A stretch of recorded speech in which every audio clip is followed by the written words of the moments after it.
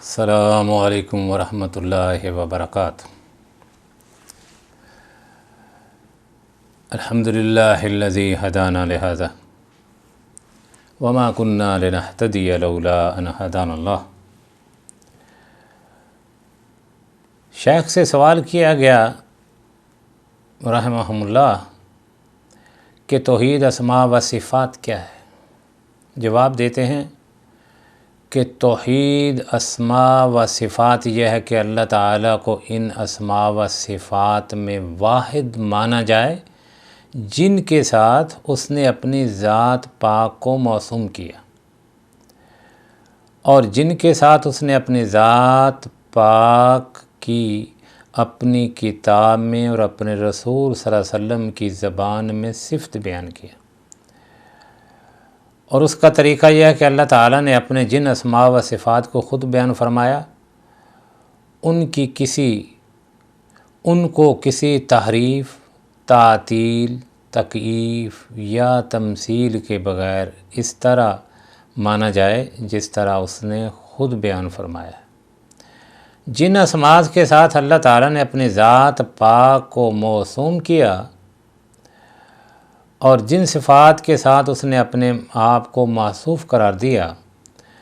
ان کے حقیقی ہونے اور مجازی نہ ہونے پر ایمان لانا ضروری ہے۔ نیز کسی تکییف و تمثیل کے بغیر ان پر ایمان لانا ضروری ہے۔ یاد رکھیں، توحید کی اس قسم کے بارے میں اس امت میں یعنی امت محمدیہ میں جو اپنے آپ کو مسلمان کہتے ہیں، اہل قبلہ اور اسلام کی طرف اپنی نسبت کرنے والوں میں سے بہت سے گروہ ایسے ہیں جو گمراہ ہو گئے، اور یہ گمراہ فرقے مختلف قسم کے ہیں۔ ان میں سے بعض نے نفی و تنزیح کے بارے میں اس قدر غلو سے کام لیا کہ وہ دائرہ اسلام سے ہی خارج ہو گئے۔ بعض متوسط تھے اور بعض اہل سنت کے قریب رہے۔ توحید کی اس قسم کے بارے میں سلف کا طریقہ یہ ہے کہ اللہ تعالیٰ کو علی وجہ الحقیقہ تحریف، تعطیل، تکییف اور تمثیل کے بغیر ان اسماء و صفات کے ساتھ موسوم و موصوف کر دیا جائے جو اس نے خود اپنی ذات کے لیے استعمال فرمایا ہے۔ مثلا اللہ تعالیٰ نے اپنے آپ کو حی اور قیوم کے اسماء کے ساتھ موسوم کیا ہے، تو جس طرح ہم پر واجب ہے کہ ہمارا یہ ایمان ہو کہ حی اللہ تعالیٰ کے اسماء میں سے ایک اسم ہے، اسی طرح یہ بھی واجب ہے کہ جس صفت پر یہ اسم پاک مشتمل ہے ہم اس پر بھی ایمان لائے، اور وہ صفت ہے حیا کامل کہ جس سے پہلے عدم تھا نہ اس کے بعد فنا ہوگا۔ اس طرح اللہ تعالیٰ نے اپنا نام سمیع بیان فرمایا ہے، لہذا ہم پر واجب ہے کہ ہم اس بات پر ایمان رکھیں کہ سمیع اللہ تعالیٰ کے اسماء حسنی میں سے اسم پاک ہے، اور سمیع اس کی صفت میں سے ایک سمع اس کی صفت میں سے ایک صفت ہے اور وہ سنتا ہے۔ یہی وہ حکم ہے جو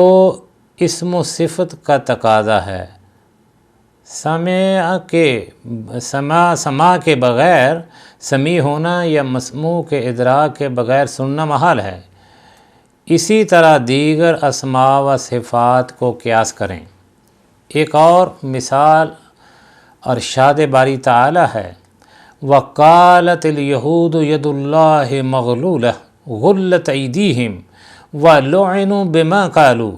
بَلْ يَدَهُ مَبْسُوطَتَانِ يُنْفِقُ كَيْفَ يَشَاءُ۔ اور یہودی کہتے ہیں کہ اللہ تعالیٰ کا ہاتھ گردن سے بندھا ہوا ہے، یعنی اللہ بخیل ہے، انہی کے ہاتھ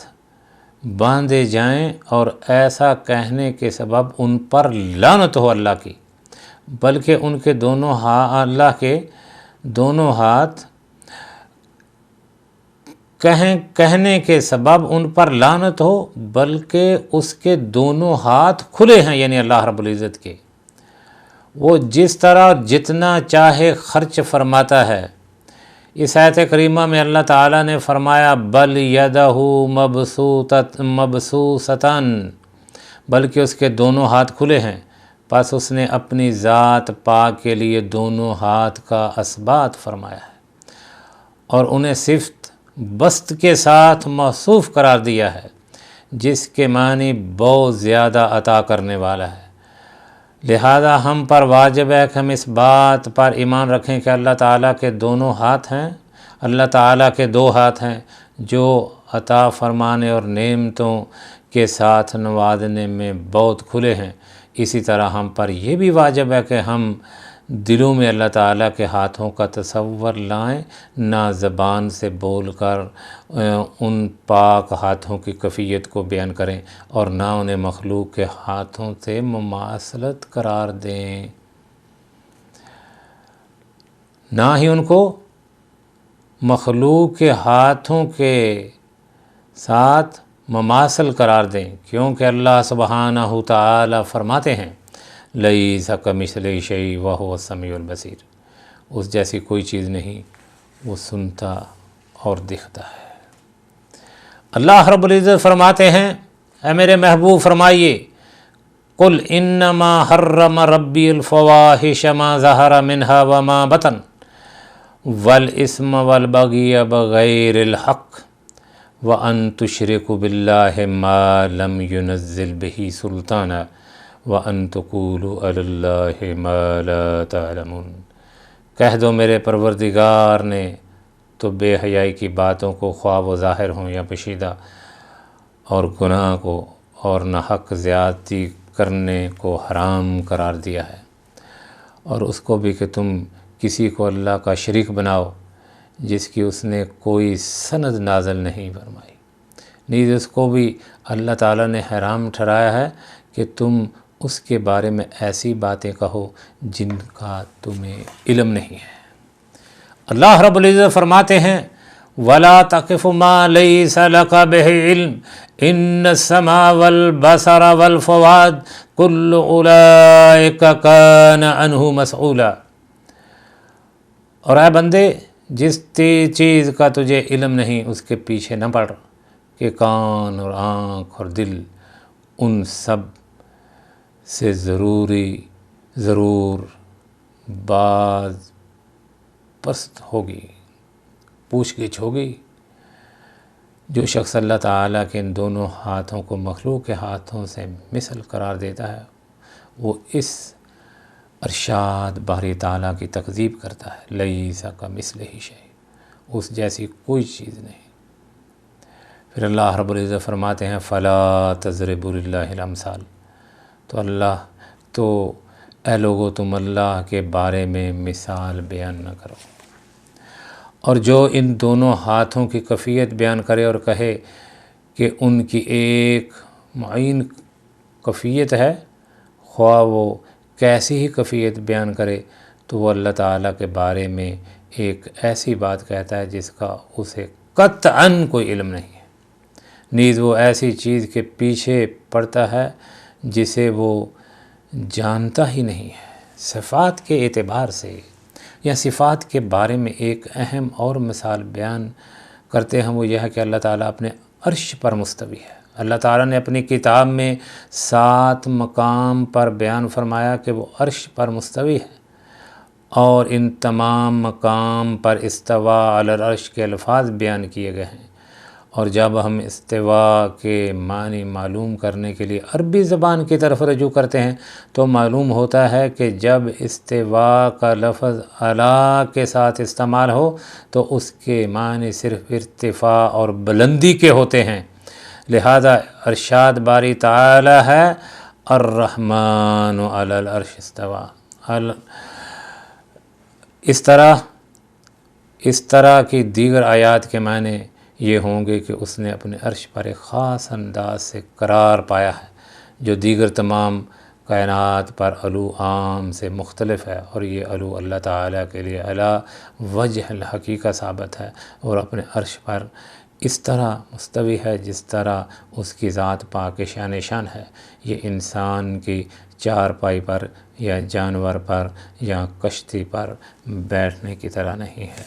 تو اس لیے اللہ رب العزت کی یہ جو توحید اسماء و صفات، اس پر ایمان لانا بھی مومن کے لیے لازمی ہے۔ تو اللہ رب العزت فرماتے ہیں ان ربکم اللہ الذی خلق السماوات والارض فی ستۃ ایام ثم استوی علی العرش، بے شک تمہارا پروردگار اللہ ہی ہے جس نے آسمان اور زمین کو 6 دن میں پیدا کیا، پھر وہ عرش پر مستوی ہو گیا۔ اس سے معلوم ہوا کہ اللہ تعالی آسمانوں اور زمینوں کی تخلیق سے قبل عرش پر مستوی نہیں تھا، اور اس وقت بھی مستوی نہیں تھا جب اس نے آسمان اور زمین کو پیدا فرمایا تھا۔